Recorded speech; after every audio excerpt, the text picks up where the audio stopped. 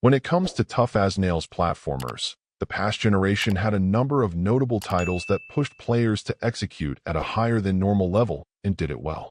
Most notable among the bunch were two games that were wildly different from one another, Celeste and Super Meat Boy, but the thing they had in common were tight and precise controls to match each game's difficulty level.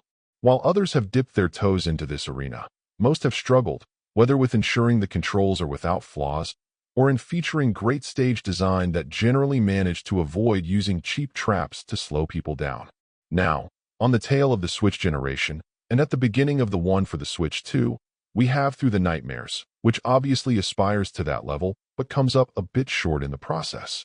To the game's credit, its primary mechanic that's featured pretty well throughout allows you to control your character shrinking and then growing again.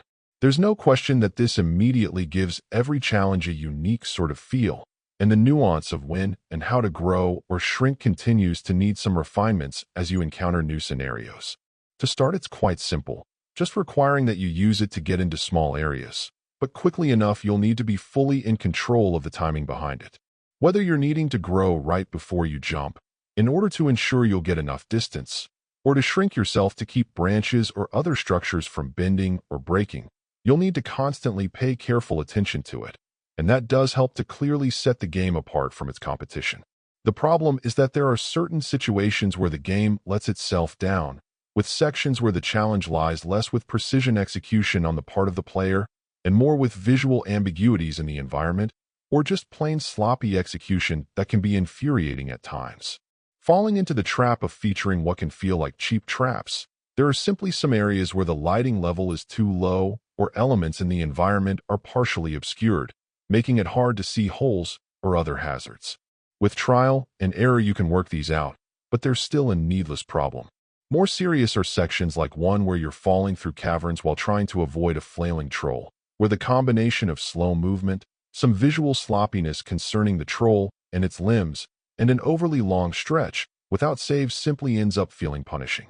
If your movements were more crisp, or it was easier to see why you died a portion of the time rather than being left wondering, this could have been very different, but as implemented it's a great example of where the game's design falls down quite a bit.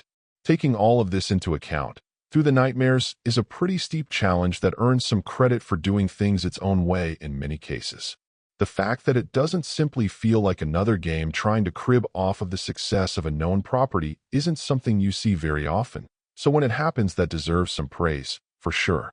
That said, even for people who love a challenge, there are aspects of the controls and visuals where the game lets you down and expects you to simply muscle through for the sake of saying you did it.